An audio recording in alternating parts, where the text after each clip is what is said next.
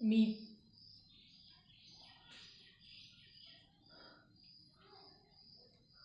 मी जेव्हा इथे आले तेव्हा मला असं वाटलं होतं की गाव म्हणजे हिरवगार शेत, मातीचा सुगंध आणि आनंदी माणसं. पण इथे आल्यावर मला दिसलं ते तहानलेली विहीर, रिकामं ताट, शाळेत जाण्याऐवजी विटा उचलणारी मुलं आणि जिवंत असतानाही रोज थोडं थोडं मरत जाणारे शेतकरी.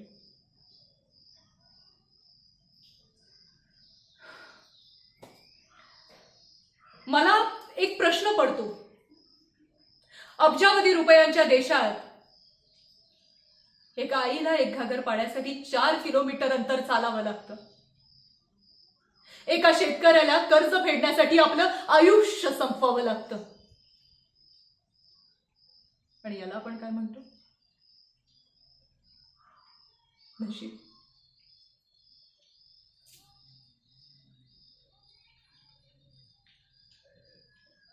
माझ्या बाबांनी मला उद्योग उभा कसं करायचं हे शिकवलं, बिझनेस स्ट्रॅटेजी शिकवली. पण या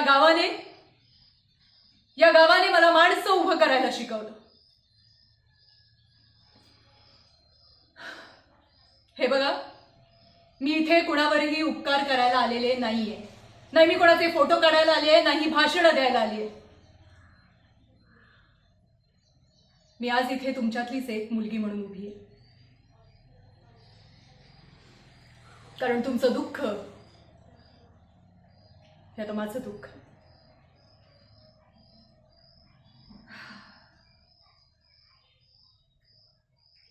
ज्यांना असं वाटतं की हे गाव गरीब आहे, त्यामुळे त्याचा आवाजही गरीब असेल, तर त्यांनी एक गोष्ट लक्षात ठेवावी. भूक माणसाला कमकुवत नाही, बंडखोर बनवते. आजपर्यंत या गावाला भीती दाखवली गेली, पण यापुढे आशा दाखवली जाईल.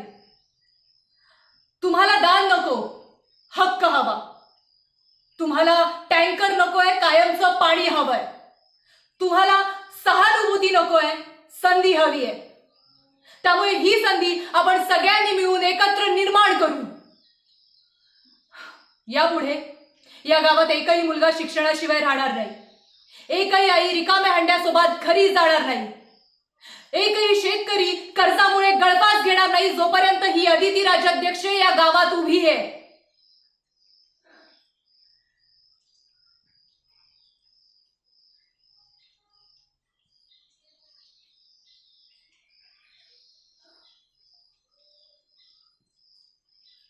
ही माती माझी खरी ओळख आहे आणि हे संपूर्ण गाव माझं कुटुंब आहे. त्यामुळे तुमचं प्रत्येक स्वप्न ही आता माझी जबाबदारी आहे.